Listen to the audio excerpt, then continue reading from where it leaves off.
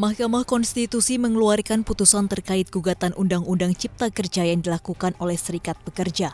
MK menilai bahwa undang-undang itu inkonstitusional dan membutuhkan revisi. Ketua MK Anwar Usman menyatakan Mahkamah menilai dalam pembentukannya, Undang-Undang Cipta Kerja tidak memegang asas keterbukaan pada publik meski sudah melakukan pertemuan dengan beberapa pihak. MK memerintahkan DPR dan pemerintah memperbaiki UU Cipta Kerja dalam jangka waktu 2 tahun ke depan.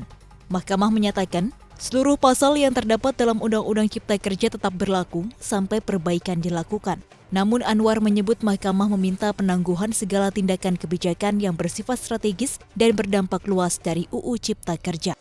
Sementara itu, Menko Perekonomian Erlangga Hartarto menyebutkan pemerintah menghormati putusan MK dan akan memperbaiki UU Cipta Kerja sesuai dengan tempo yang telah diputuskan MK.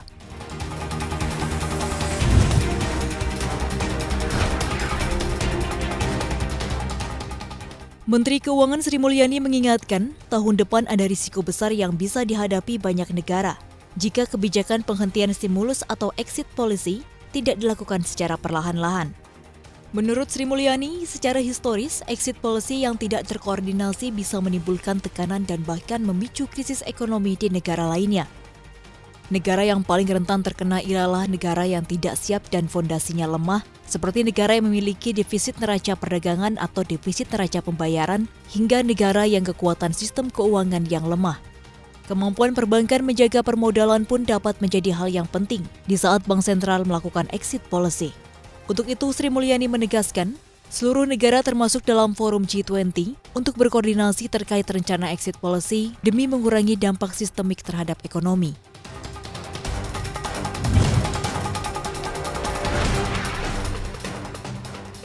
Pemerintah terus mengejar aset PLBI yang masih disimpan oleh para obligor dan kreditor yang berkeliaran.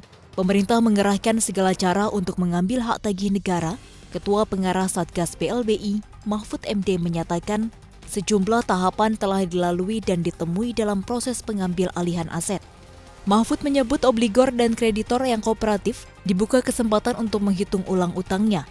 Namun jika tak kooperatif, Mahfud menegaskan pemerintah akan tetap memburu pihak-pihak yang masih menahan sejumlah aset hak negara.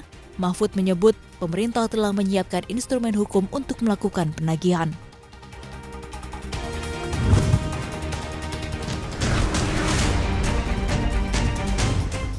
Raksasa teknologi asal Korea Selatan, Samsung akan membangun pabrik chip senilai 17 miliar dolar Amerika Serikat atau setara 242 triliun rupiah lebih di Texas, Amerika Serikat. Langkah pembangunan pabrik chips ini dilakukan Samsung di tengah kelangkaan pasokan chips yang telah mengganggu perantai pasok global dan memicu kelangkaan peralatan elektronik dan juga otomotif. Gedung Putih sendiri telah mencoba mengatasi kelangkaan chips tersebut dengan menggenjot produksi chips dalam negeri dan mendorong produsen membangun pabrik di Amerika Serikat. Pemerintahan Joe Biden pun telah menyiapkan stimulus 52 miliar dolar AS. Rencananya, pabrik semikonduktor Samsung ini akan beroperasi pada tahun 2024 mendatang.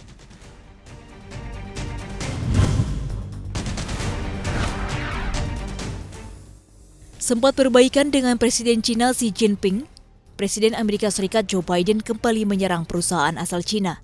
Biden menambah selusin perusahaan teknologi China ke daftar hitam dengan alasan keamanan nasional.